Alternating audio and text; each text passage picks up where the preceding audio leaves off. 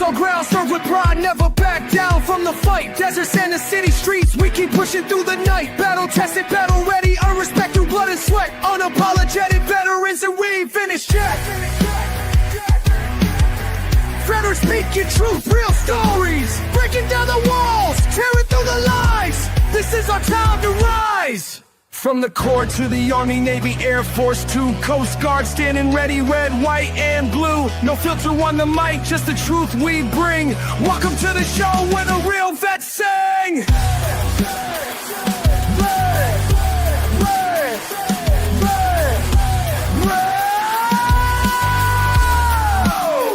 Unapologetic veterans, turn it up loud. We served, we fought, we stand proud.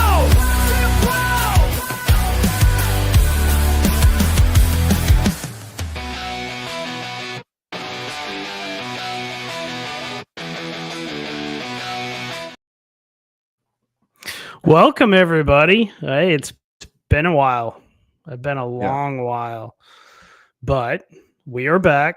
We are the Unapologetic Veterans Podcast. And as always, I'm your host, Josh. And I'm Stalls, a.k.a. the other guy. You're not the other guy anymore. We got to get over this. No, Stop. I'm going to do a desk pop. If you don't do a desk pop by 8:15. December 31st. No, 8:15. So in approximately 7 minutes doesn't count. Okay. Well, guys, you know, it's been a while. My house on the market, packed my house out, and then took my house on the market and moved back into my house. So I apologize. It's been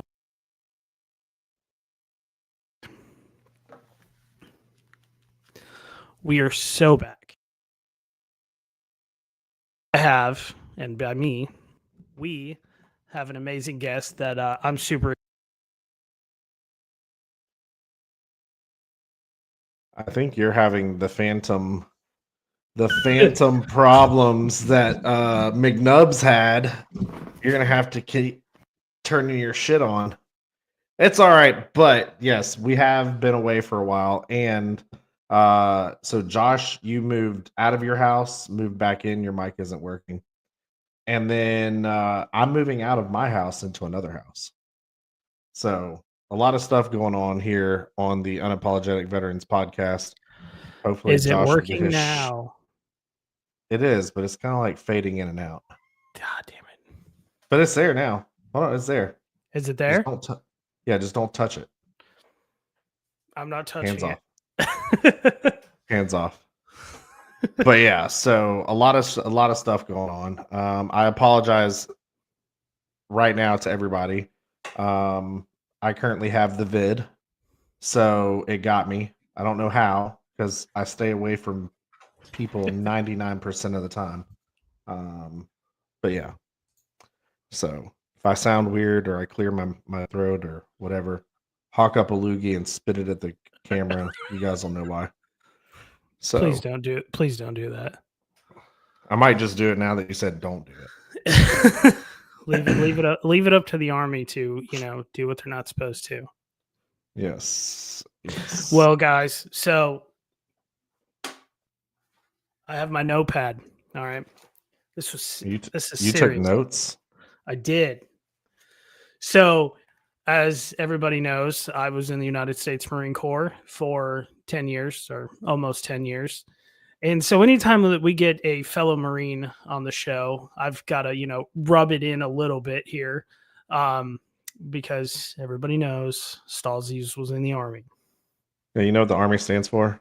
Ain't ready to be a Marine yet? Nope. Already rescued the Marines yesterday.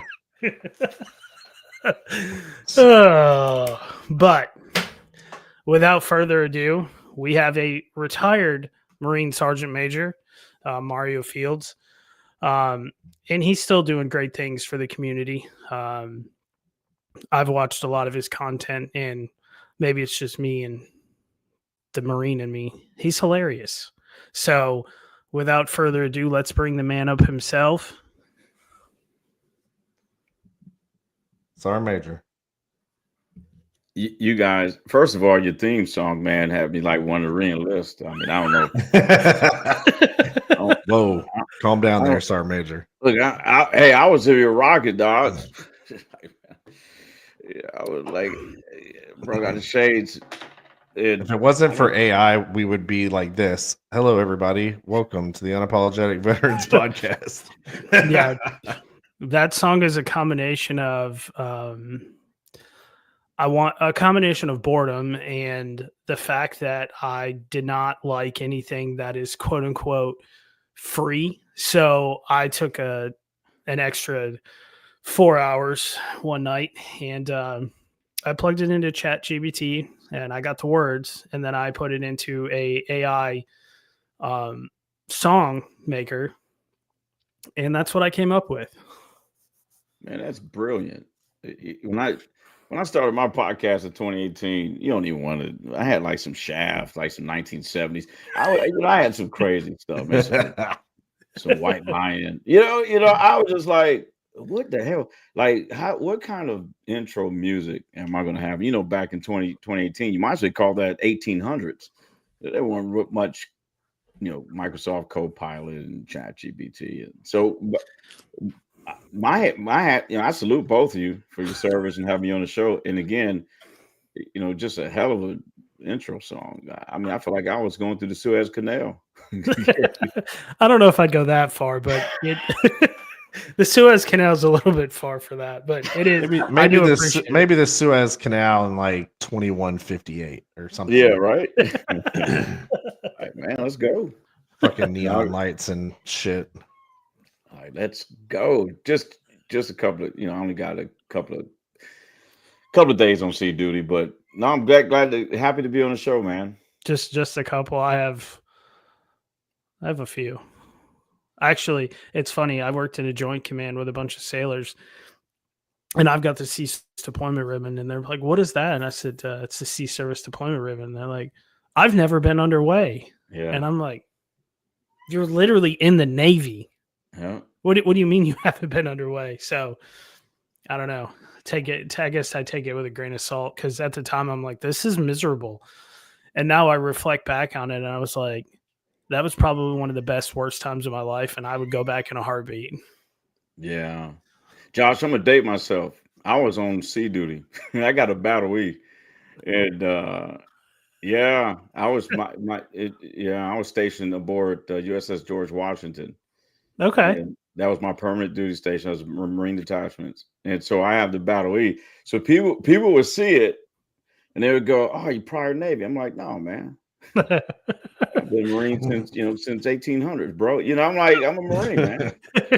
They're like, "Oh, how'd you get the battle E?" I was like, Marine detachment, but we were the last Marine detachment. So once we deployed to the Persian Gulf with George Washington, and then when we came back, that's when they stood the fast companies, fleet anti-terrorism, support teams, whatever. So let's go back to the 1800s. So I noticed that you're from Michigan. Yeah, from the Great Lakes. I'm from Michigan as well. Is that right? Yeah, I was born and raised there. Stalls, you're not from Ohio, are you? I'm not, no. I'm from Alabama. Oh, cool. Okay, good. But I'm not an Alabama fan. I'm an Auburn fan. So it was very good to see them lose on Saturday against Florida State. But I do have to ask you guys a question. Are you guys going to beat Ohio State this year? Or Absolutely. Yeah, every year. 4 years in a row to losing. It's 5 years now. Come on. Oh, my bad. 5. I was trying Speak it into existence. Yeah, we're going to beat them. Are you going to beat Alabama? Hey, look, ESPN has us predicted 52% chance of winning that game. So I'll take it. That's like a rain forecast in the North Carolina. Hey, look, man, it is a rain forecast. Look, Auburn, I'll be honest with you. Auburn football, if you're an Auburn football fan, number one, you're a true football fan because we have had some really shitty years here lately. Yeah. Like we're going through our Mike Shula and Mike DeBose years at Auburn. Okay, do you not remember Rich Rodriguez in Michigan? Yes, but I also remember Rich Rodriguez at West Virginia when he was ranked number 2. Okay, but So- we're not talking about West Virginia now. Well, We Rodriguez was a good coach. we Just had a not at Michigan. We were in a drought. Yeah, I mean, I think it's ebb and flows when it comes to sports. Yeah. It's ebb and flows. Like Auburn never had a good basketball team until Bruce Pearl showed up. So, You know where he came from? Michigan. Tennessee. Okay. Well, I knew he was at Tennessee, but he's originally from Philadelphia. I did not know that. There you go. So Did you know Danger Nunley? Did you know? By the way, he is a true veteran now. I don't know if you know that. Yeah, he got his- retired as of Monday, I think he said. Yeah, he got his DD 214 in hand, which it doesn't really. I don't think it really counts because Air Force. So he was already retired. Well, the thing is, I just discovered if you retire, and no one told me this, but man, but if you do 20 years or whatever, at your 30-year mark, you get a certificate of retirement in the mail. And on mine, paragraph 3 said we can recall you without your consent forever. And ladies and gentlemen, that is why I got out after 8 years. No one told me, and it's on my YouTube channel. I did a video. It's on my my YouTube channel, and I think I put it on my YouTube, and I put it on Instagram. But I don't think I dropped that on TikTok. But yeah, my wife came in the house, and she had this big box. She was like, "Mario, you're free." We were joking around. I was like, "No more slavery." I just messed around. I mean, I keep it real, man. I was like, "No more." I did my time. And I'm free. And I opened the thing up. I started to read it, and I made like this funny formation or promotion ceremony. I was like, "Attention to the orders. Sergeant Major Mario P. Fields, you are no longer enslaved to the government," or something. Nicole was cracking up, and then dog, I got the paragraph 3, and I just stopped. I said, "What?" I said, "Wait a minute." Nicole, my wife was like, "What's up?" I said, "Bro," I was like, "Baby, I gotta make a video," and I made a video on it. I made a video. I didn't know that. That's one of those. That's one of those. That's one of those videos. Who's that comedian? He's always getting locked up now because he's always doing stupid shit. He's like, "Gotcha, bitch." I mean, that makes sense, though. The government would do something stupid like that. Hey, congratulations, you retired. You did your 20 years. But for any reason at all, we can bring you back. It's like the stop loss. Yeah. Or the guys who get put in the IIR and they legitimately think that they're done, not realizing that when you're in the IIR, you can still get called back for any reason. Mm-hmm. That's why I did at least my 8 years. I fulfilled my obligated service to the United States of America. Yeah. That's it. Amen. And then in the Marines hymn, I tell you, Marine Corps, man. And then I don't regret it, but in the Marines hymn, one is a hymn. It's just, it's a hymn. And they said that the streets are guarded by the United States Marine. So even when you die, your soul, you can't even. And I tell Marines, I'm like, once you choose to earn the title, let me tell you something. Even if you try to run away from it and you die, your soul is you got duty. Like, yeah, you're on fire watch for the rest of your life. Hey, whoa, those are cuss words, sir. Firewatch. Only because you're on fire watch. Hey, look, so I thought when I got out of the Army military period, I thought that I was going to be done with Firewatch. No. At my current building, our diesel pump is out for our fire suppression system. So we are having to do 24-hour Firewatch until it's fixed. Yes. It is glorious. Do you guys have? Is it a single person rotation, or is it like two? Yeah, people? so we got one person on for 8 hours at a time. Okay. So when's your you just brought back memories when you just kind of on duty or something, and you get stuck for like 8 hours, and they put two people, and the person you're with literally don't talk at all, or don't do shit. No, you're just sitting there for 8 hours listening to their lungs expand and collapse, and you're like, man, it's gonna be a long 8 hours.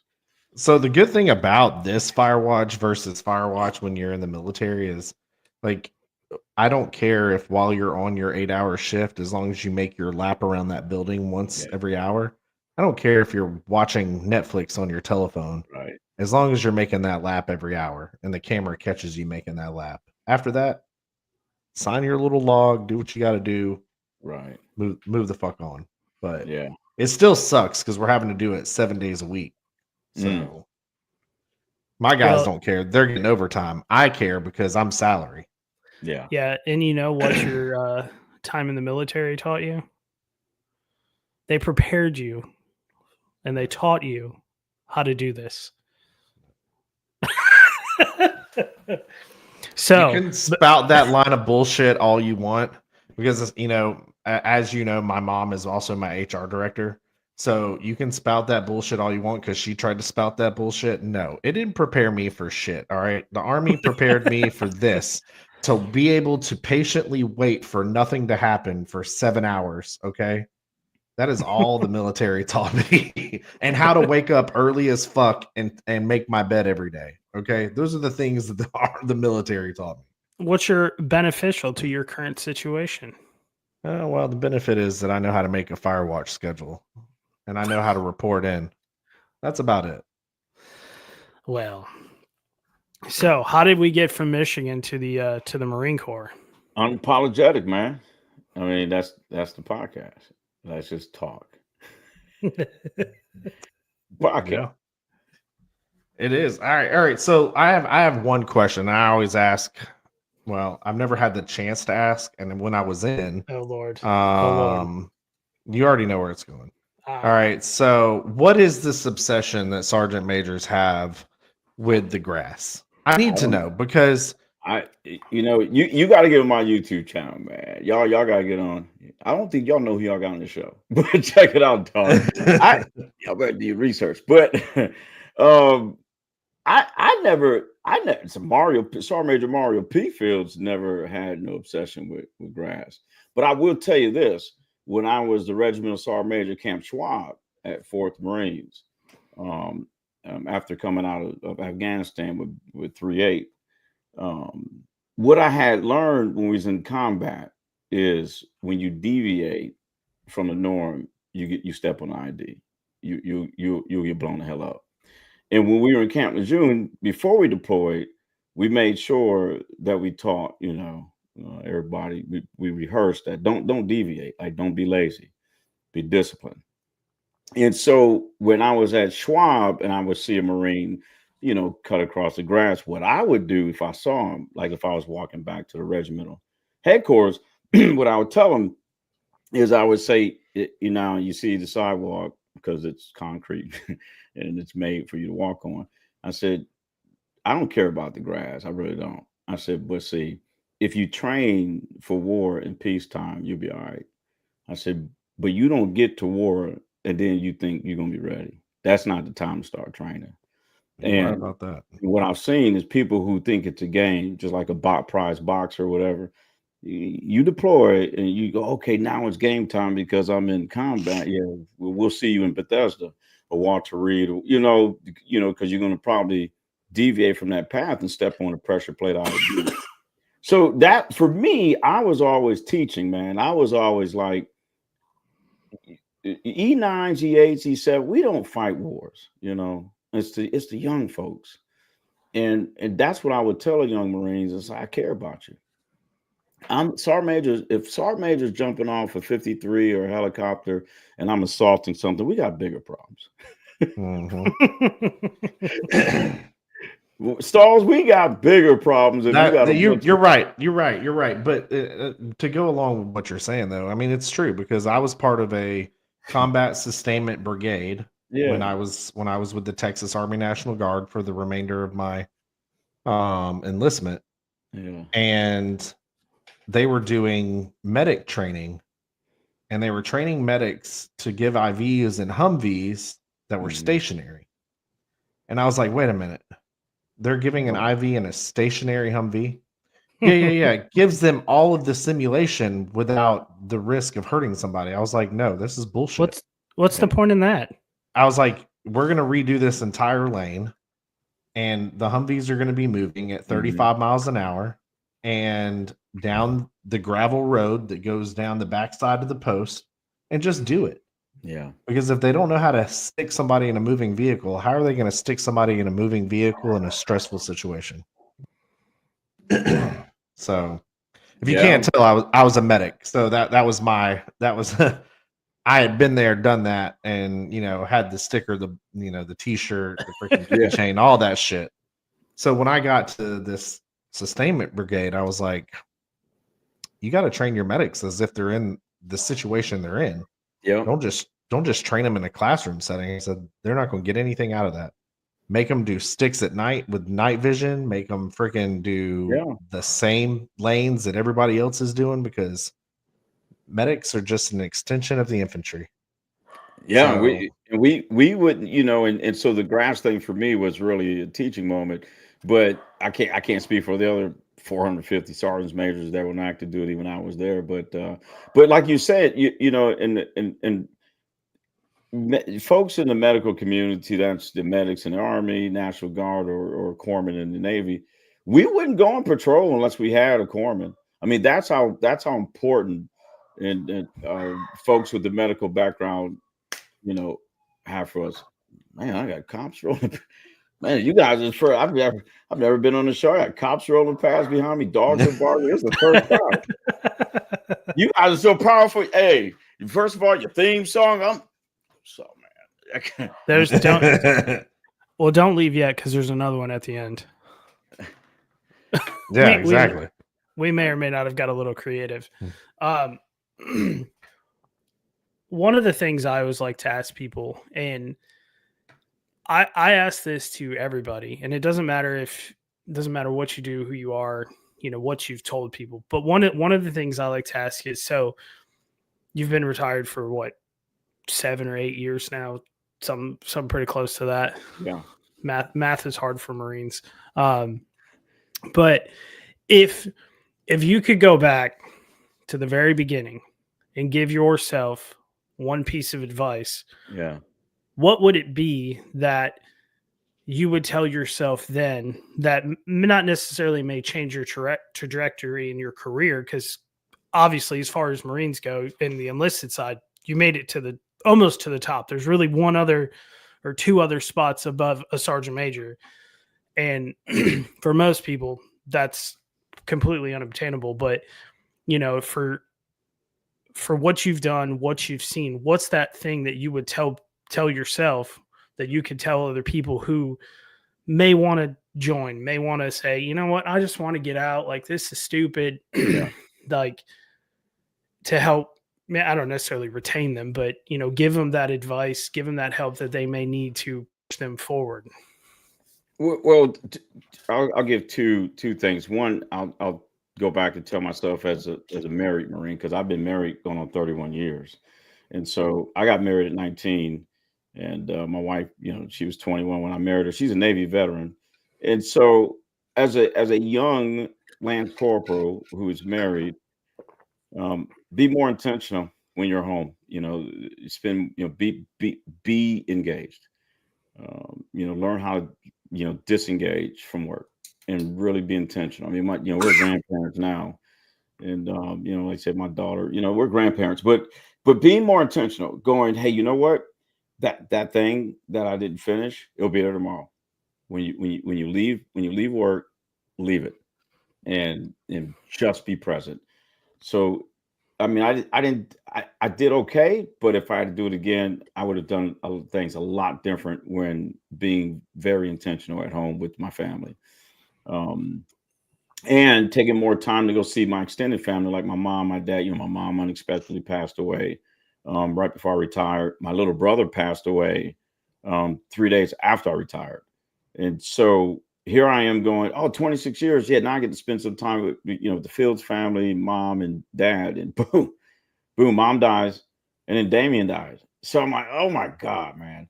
And then the other part is, don't let the Marine Corps, the military, define you. You define it. My personality and who I was already solid before I went in.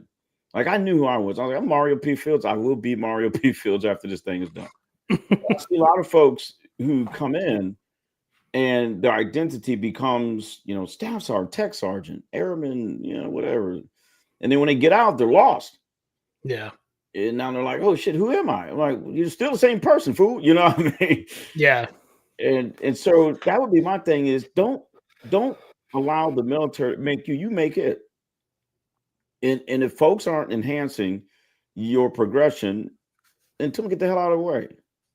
Either you're gonna help me or just get out of my way. Like if you're miserable, you go dig a hole, be miserable. Get out of my way. Yeah. This is not a draft. We all volunteered. So like don't make it harder. So just you're gonna run into idiots, you're gonna run into some good people. And even the people who lack effective leadership behaviors and skills, embrace them, because you can learn from them and you'll learn when not to be. So that's my advice is you make the military. Don't let the military make you. Yeah. I mean, one of the things I always told my Marines is, especially my junior Marines, like, don't let what you do define who you are. Yeah. You define who you are. Yeah. You can let what you do help define you, Right. like it could be an accessory or something that you do, extremely well, but don't be like, yeah, that's just the Marine. No, he's not just a Marine. Right.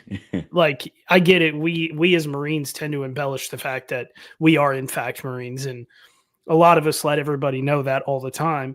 But for most of All us, the time. look, it's hard being number one. I can't help it. But like, there's more to it, right? I mean, now the Marine Corps is a part of what I've done with my life. It's not who I am. It's not what I am. It's just a part of that. Yes. But one of the things I was used to tell my Marines was, like leadership, right? So you have leaders who are super gung-ho and Marine Corps this, Marine Corps that. Yeah. And that literally defines them, right? Mm-hmm. I used to work with this civilian in Hawaii, and I called him the Sergeant Major. He hadn't been in the Marine Corps in, at that time, 25 years. But you spoke to him, and you knew exactly who he was. Yeah.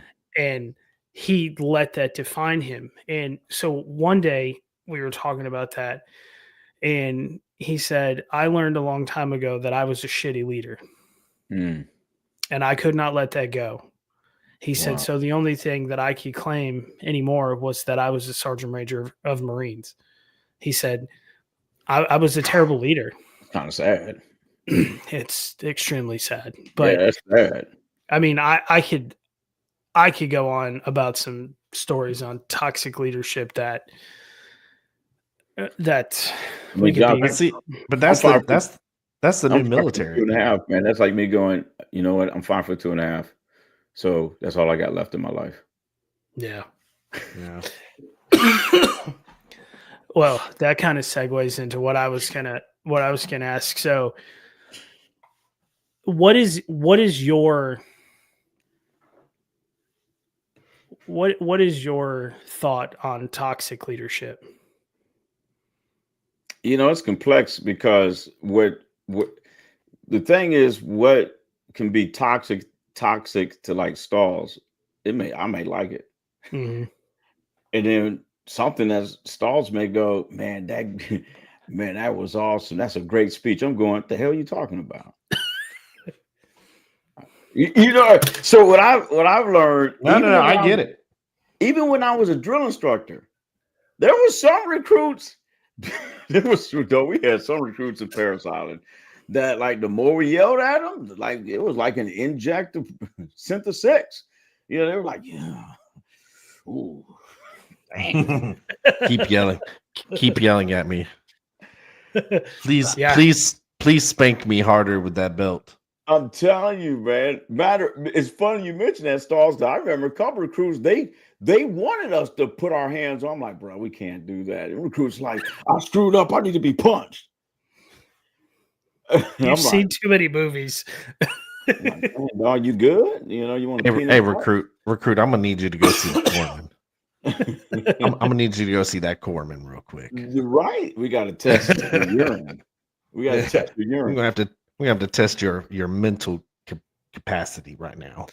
Yeah, it's funny you bring up the drill field. I went to boot camp with a kid, and he was the polar opposite of that. You yelled at him. Oh yeah. He would Shut be down. like, yes, yeah. So it's like, what? Because I didn't know. I did zero research joining the Marine Corps. I woke up one Saturday morning and I said, you know what? I'm going to join the Marine Corps.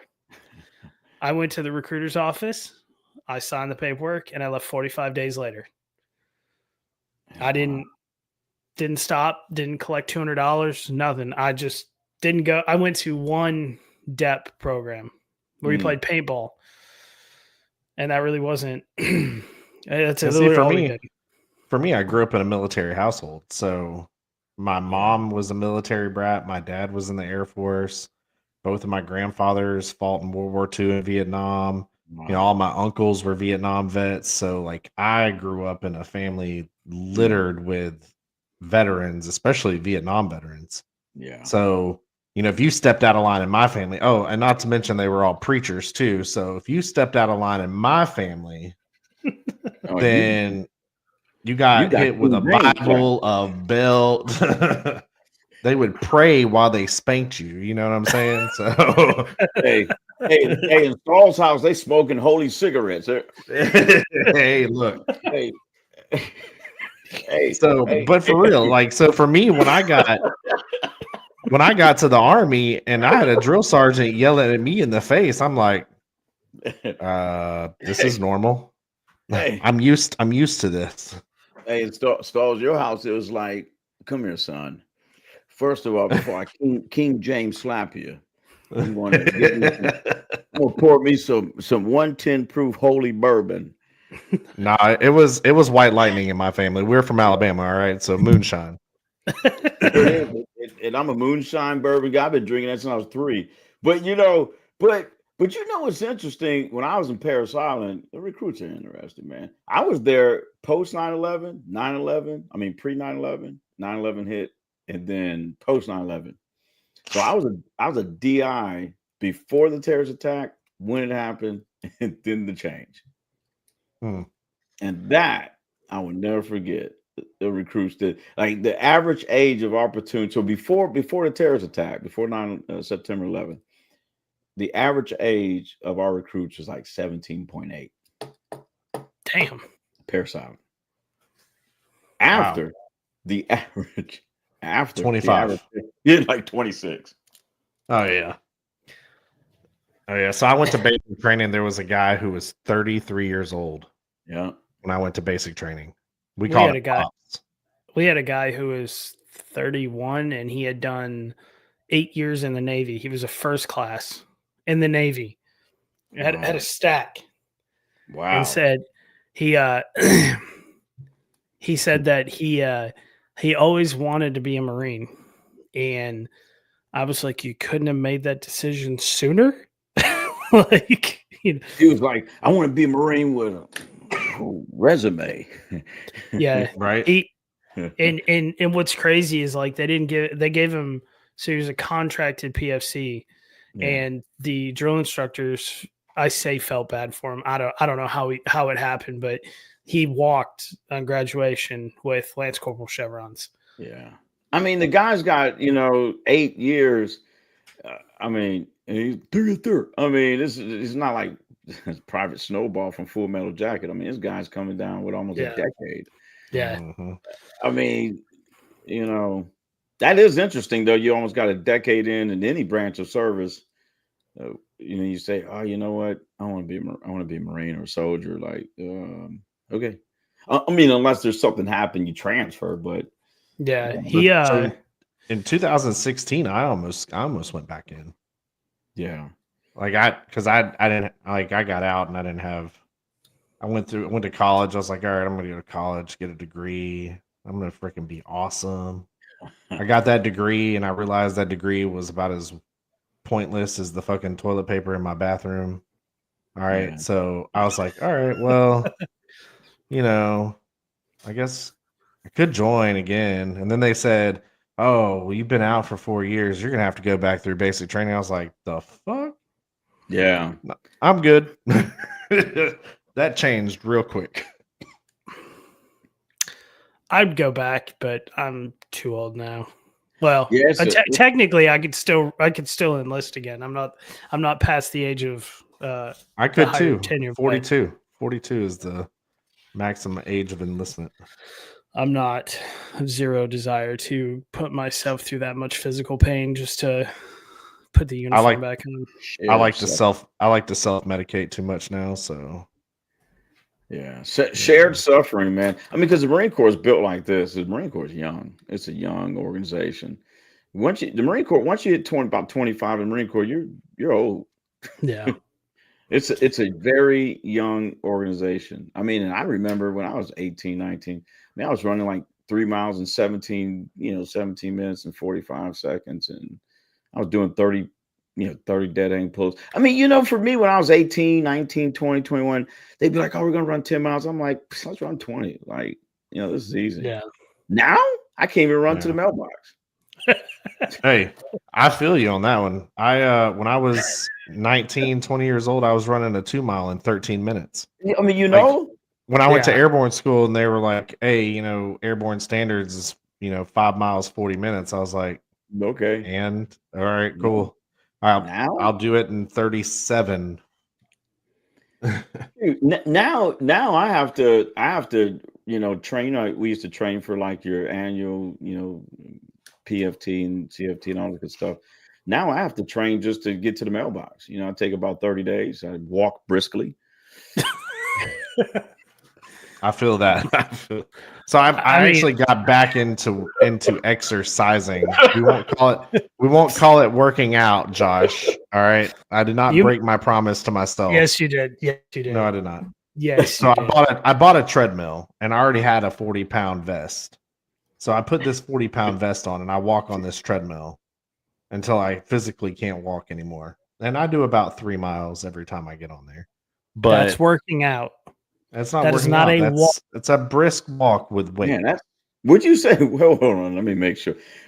Josh, real quick. I'm trying to keep my comedian side down. You see my TikTok, so I'm trying to be serious here. It's hard. It's late. So Stalls, hold on, man. I just got to make sure I register this in my CPU. Yes. You said that you have an 8,000-pound vest. No, a 40-pound vest. I know, man. I'm exaggerating, but you got yeah. I mean, okay, vest. This vest, like, it's got weight. You know what I mean? Like one of the weighted vests. Yeah. You just strong, dog. You're from Alabama. Mm-hmm. Yeah, that's what it is. We country for you. Yeah, that's what it is. See, Josh, you got to think. But I'm also 6 foot and 265. Yeah, so all that cornbread and biscuits. Yeah, see, so his vest is really me. You're just bear hugging him. Yeah, right. It's a fireman carry. That's what it is. He's got a pocket Hercules, man. You got a pocket Hercules Sergeant Major. He's like, yeah, hey Mario, man, you're pretty light. Like, this is really not a good workout, dude. But you know what's crazy though is so like when I was in the Army, I had to train myself to run, right? Because I wasn't a good runner when I got in. Yeah, I had to train myself to be a good runner. Like my first APFT, I think I did the bare minimum 15:51 2 mile. So I had to train myself. So when I got 19, 20, 21 years old and I was running a 13-minute 2 mile, it's because I worked on it. But for me, rucking wasn't shit. But I could put weight.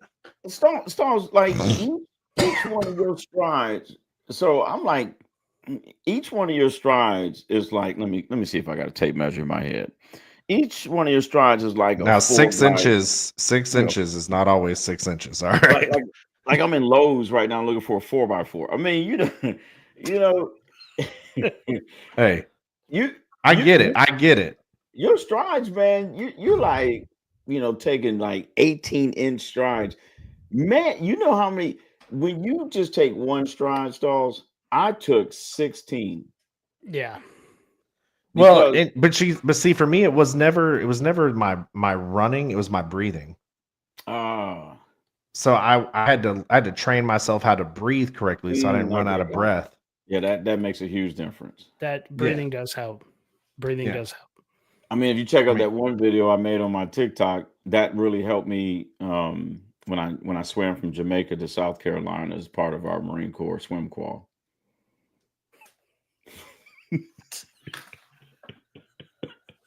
And I got a bridge in Queens to sell you.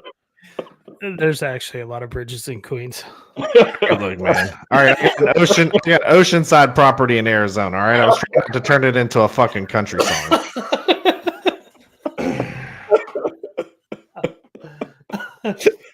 So let me ask Art Major. So was it always the Marine Corps? Like you always wanted to be in the Marine Corps, or did you shop around to different I didn't even. branches? I was kind of like Josh. I didn't. Hell no. I'm Michigan. There's not much military in Michigan, Stalls. It's what Selfridge Air Force Base.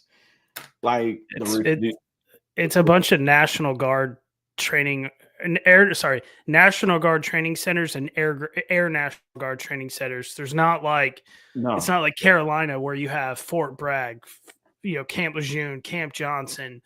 There's not places where there's a bunch of bases. It's Right. not like that. No. So it was so for me, it was my older brother. He's 17 months older than I am. And Raymond did like Josh. I was going to my senior year, and my brother goes, "Yeah, I'm joining the Navy." And I was like, "What? The Navy?" And my dad's a Navy vet, but Raymond was like, "Joining the Navy." I'm like, "Dude, where does this come from?" And he's like, "I'm going to boot camp like tomorrow." Damn. And so again, I'm just a 17-year-old kid from Michigan. Raymond comes home, he's got a 6-pack. He was like, it's cold, Michigan's cold as hell. And it's cold. It was like December. He's like, "You want to go run a mile and a half?" I'm like, "It is cold as hell." And he's like, "Let's just go run." And I mean, we got down the road. We lived on a dirt road, man. We got down this road maybe half a mile. I was done. Raymond was like, "Come on." He took his shirt off. Like my brother was like a stud. And I was like, "Is that what boot camp does?" So I knew I was a homecoming king, dude. I was like the, class clown. So I knew I need some discipline, because I knew if I went to college, I would have partied. Like, they'd have been like, "Hey, Mario," especially the young girls, back in the day, they'd be like, "Mario, you want to come out and hang with us?" I'm like, "Hell yeah." I would have failed out of college. So I was like, well, I don't want to be like Raymond, because then everybody's going to be like, "Just like your older brother, just like your older brother." And I didn't want to grow up that way. Well, I never grew up, but I just never wanted to be a short adult that, under that. So then I was like, I'll just join the Marines. And then I saw this little short corporal. He graduated from Pontiac Northern, and he was back on like recruiter's leave or whatever it was. And he was short. Matias was short. And I was like, "Oh, that dude is short and motivated." It's like, I think I can do it. I was like, "You know what? I go to boot camp. Raymond said all boot camps are the same. So I'm going to just go to Parris Island, get some discipline, and then go to University of Michigan." Yeah. Man, I got down there. I was like, that work out for you? Dude, first of all, you're from Alabama. First of all, the heat in the South crushed me at 2 a.m. I have never felt that much humidity and heat at 2 a.m. Michigan. I live in South Florida now. Imagine how I feel. Oh, Bro. Yeah. Well, and it's not even the same, because Parris Island is literally an island in South Carolina. The naval boot camp is in Great Lakes, Illinois, just outside of Chicago. Not even close to the same. No, not even close. No. It's Not almost even like close. they put Parris Island a little bit closer to the equator in hell. Yeah, so I actually grew up close to Fort Benning, but I went to basic at Fort Jackson in South Carolina. So trust me when I tell you, I feel your pain when it comes to humidity, because I did the delayed entry program. So I joined at 17. Yeah. I only have the humidity issue because I live in Tennessee, not because I went to boot camp at Parris Island. I went to San Diego. It's just growing up in Michigan. 18 years of my life, I've never been exposed to that. So that Mm, that instant, acclamation, it's a shock. yes. But the guys from the South, they've had a taste since they're 5 years old. People who grew up in the South, even when you're 1 and 2, you've had some of that exposure to that humidity. Michigan, Michigan does not get that humid. I No. bet that Matter of first fact- run. I bet that first run you were like, I can't breathe. Hell, just when they got us off the bus, Yeah, it's I was immediate. like, it is 2 a.m. I'll never forget it. I was like, if it's this hot and it's 2 a.m, how hot is it going to be when the damn sun comes up? 100%. Yeah. That was my number one fear in 1788 when I went to boot camp, man. I thought it was the 1800s. No, it's crazy though. Like Paris Island's like its own fucking oasis, right? And it's in the water, so it's an island. Yeah, so you've got that humidity. Yeah. But see, I lived on an island. I lived in Hawaii. I didn't have that issue. I don't know. Tropical island. I don't know. I mean, but that humidity, I'm so glad. And people, San Diego or California's harder than Paris Island or Paris Island, blah blah. The Reaper versus the sand fleas and the sand pits. I mean, I'm telling you, I went in 2020. Yeah, March of 2020. I went to Paris Island. I drove from Tennessee to Paris Island to get to see my best friend get promoted to gunny. And when we got to the island, I immediately was soaked in sweat. Oh, yeah. And I looked at him and I'm like, I'm so glad I never been here before. Like, it's cool to go to Paris Island for the nostalgia and the experience. I'm so glad I didn't spend 13 weeks there. Yeah, welcome to the South, where even the humidity will kill you. It will. And then as a drone instructor, because I went, I went back to DI, and it's just a whole different ball game, especially when you're training recruits in August.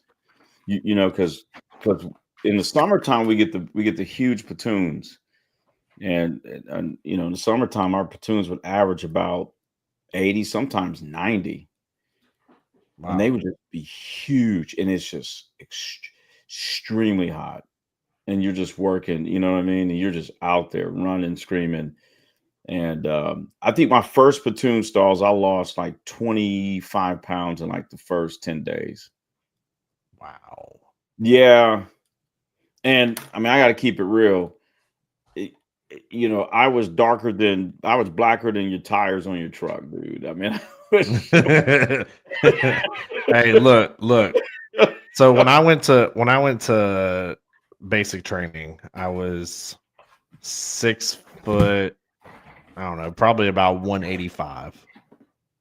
When I left basic training, I was 6 foot 162. All right, so can you imagine? I went in a little beefy, and I came out looking like a freaking toothpick. Yeah. And then from there, I went and finished my senior year, and then I went to airborne school, my AIT. Yeah, it was rough. Where'd you do AIT in Benning? No, so I did AIT at Fort Sam Houston in San Antonio, Texas. Yeah, Fort Sam Houston. Loved it. Absolutely loved it. The ladies. Jesus. It was so much fun. Hey, look, so that was the best part about being a medic, right? It's co-ed, right? So AIT was fun. Once we got weekend privileges. We all were young ones. We were. Many, many years ago. I haven't been old in years. Oh, wait. I used to get sick. Man. Yeah, I used to get sick, and now like it wouldn't phase me. Now I get sick, and I'm like, babe, I'm dying. Yeah. Help. 100%. Chest pain hits different. You know what else is different? When someone sends you a random message and they go, "Do you remember Jones?" And you're like, dude, should I respond? Like, did he die? You know, when you're in your 20s and 30s, you know, when you're in your 20s, 30s, maybe early, but definitely 20s and 30s. When someone sends you a random message and they go, "Hey, you remember Fields?" You're like, "Nah, not really. Like, help me out." You're not thinking they croaked. Right. At this age, you're going, Um, "You remember Josh?" Swipe left.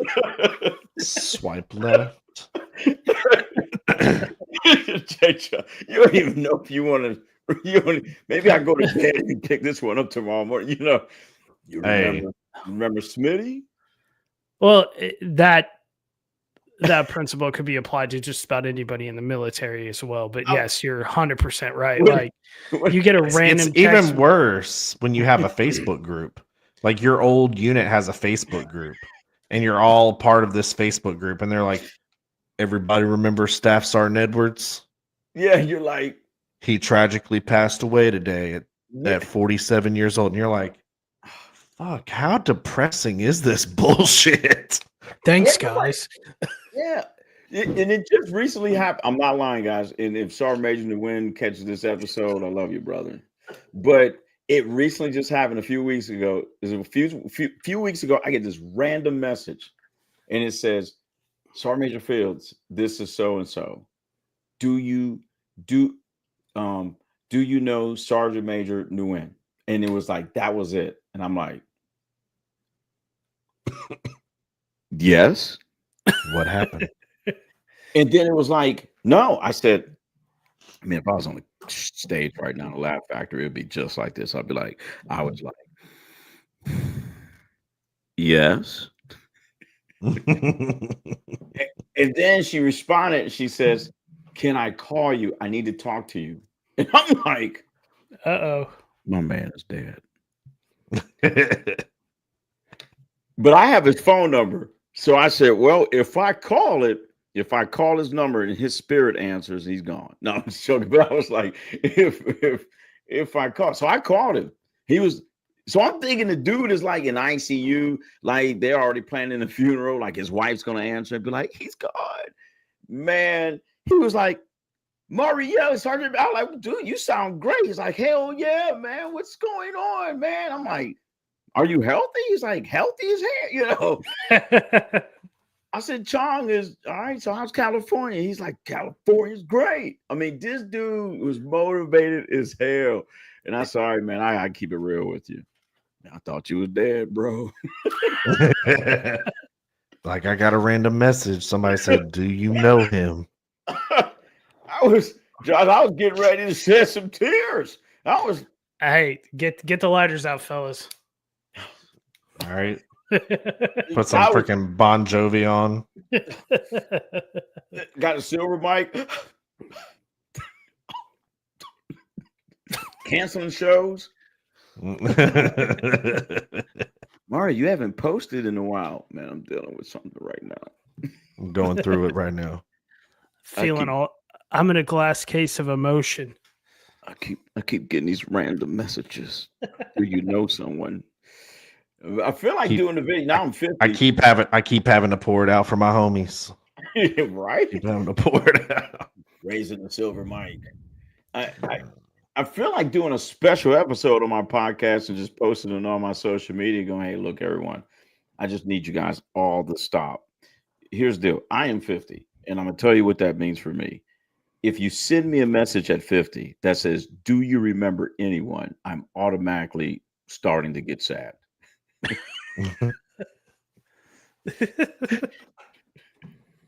He's Now- gonna need I'm gonna need a 72-hour hold. I'm telling you, man. Now 30s, never had that, never crossed my mind. Even 40, in my early 40s. Right, because in your 30s, they're like, "Hey, you remember so and so?" Like, "Yeah, I remember that. That dude was awesome." Hey, he just killed himself. Be You're like, "Oh shit, man. Oh man. damn." Dang. Yup. Yeah, It's like, trust me, I know. it's like you're reacting. Like you're like, "Oh dang, dog." When you get older, it's reversed. They're like, "Hey man, you know Josh and Stalls haven't produced in 2 months."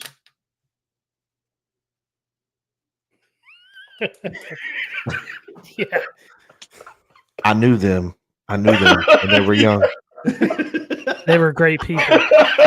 They're great Good people. dudes. Have you been on their channel lately? Damn. Why you ask? You know they haven't produced in 2 months. What?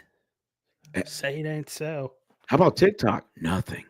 Oh, Josh died. You know, you just and John's like, no, man, I couldn't sell my house, bro. Like I had to move out. And Stars was like, Hey, look, people I really will did never think we do were that dead. again. I ain't gonna lie to you. yeah, People thought we were dead. They were like, man, we haven't seen you guys in a while. You guys all right? Did you guys have a falling out? I'm like, nah, man. Josh is trying to sell his house and I'm in the middle of like trying to move. Like I work we like got some 80 shit going hours a on. week. we It's wild. But But if you were younger, they wouldn't. Oh man, you know, yeah, we took we had to move, took a couple of months off. Yeah, no worries. We knew you guys were doing something. Yeah, you get older, it's like, y'all good? yeah, right. Did you take your cholesterol medication? So I do want to touch on one last thing. So Yeah, man. I've read about it. I've looked into it, but just so the people in our communities who may not know who you are or what this is, what it's about, can you kind of go over what Still Serving is? Yeah. So no, thanks, Josh, for the opportunity. So Still Serving Incorporated is the nonprofit I founded in 2018, and the mission is to help break the cycle of poverty in low-income communities. And so the way I've been doing that for the past 7 years, I have a adopt a school program, Okay. and one school I've adopted since 2018, and they're high schools, they're early college high schools. And then our second high school, early college high school, we adopted in 2022. And then we just adopted our third alternative school, and we'll start that partnership this year. And essentially, what I do is the schools go, hey, we would like to have a host a skills based event at the Hilton, and it's going to cost X amount of dollars to do this, so that students can learn some soft skills. My nonprofit cuts the check. So, Okay. so I'm pretty much the funder, if you will, and pay for opportunities when it comes to developing soft skills. And then one of the most critical things, second component I do is I donate about $6,000 annually for nutritional support. Okay. So some of the students in the early college high schools, their bus ride is 2 hours. 2 hours.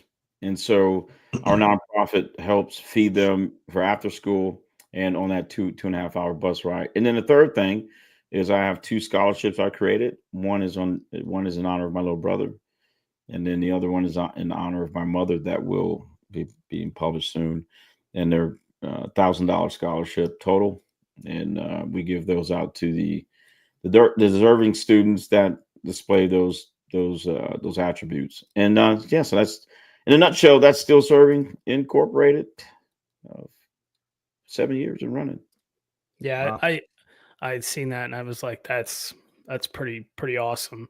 And I wanted to make sure that we we definitely highlighted that before, no matter what we got into or what we joked about. I wanted to make sure that we did touch that, because I think that is super important. Is that all in the Carolinas? It is Pitt County, and so Okay. one school is hosted on East Carolina University, and then the other school is hosted on Pitt Community College, and then our third school has its own academy. So the early college high schools, they don't have their own school. It's a partnership with the local university. Okay. Yeah. Yeah, So I spent and 5 years in that area, so and Josh, if I may, last thing is, a lot of folks don't know this, but my social media is all monetized except Instagram. So anytime anyone shares or watches a video or even leave a comment, it's generating charitable dollars. So all of my TikTok, my podcast is monetized, audio, video. My Facebook's actually monetized. All of those funds go to the nonprofit. Okay, that's awesome. Yeah. Yeah, I made sure to tag you and everything. So when I make all the clips from this podcast episode, I'll tag you in that so you can share it out to all your people and everybody can see it.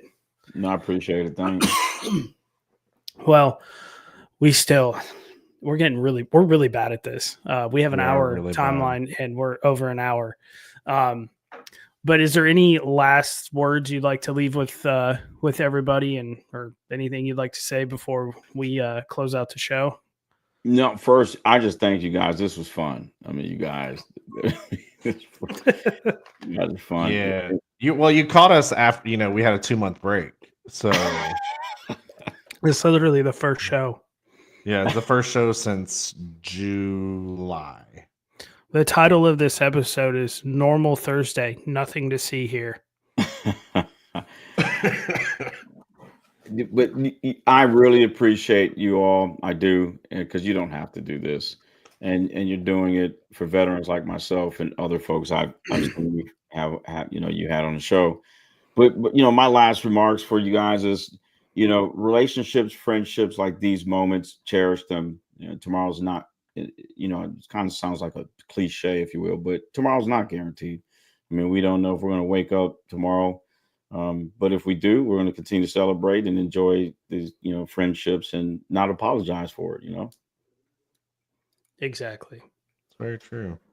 It's the unapologetic way. Hell yeah. Well, if you thought the intro song was pretty cool, Stalls will drop you down to the green room, and then we'll close out the show and listen to the rock song. I appreciate you, Sergeant Major. That was awesome. Good. I mean, I really hope. Does he actually do stand-up comedy? Because I need to hear this. You'll have to watch some of his content. He is actually some of his stuff is pretty hilarious. I definitely I'm for I'm a it. huge supporter of what he's got going on. It's hilarious, and coming from a senior enlisted side of the house where some of the senior leaders that I know are kind of hard-nosed, his comic relief to some of the things is it's well received. Right. Man, what an episode. Next time we have to keep it under an hour. An hour and 2 minutes plus. Right here. We have to keep it under an hour, but everybody, I appreciate y'all staying with us. We'll have a better schedule for the month of September. I've got some other guests that I've got lined up, just got to confirm some dates, but if everything goes right, we should have 7, I think is the number. So 7 more episodes after this one. But as always, y'all remain unapologetic, unwavering, and stand tall in everything you do and everything you believe in. Yep. And always remember, this podcast is brought to you by Homefront Sit Rep Podcast and the Heroes Media Group. Hope everybody has a great night. Stay unapologetic.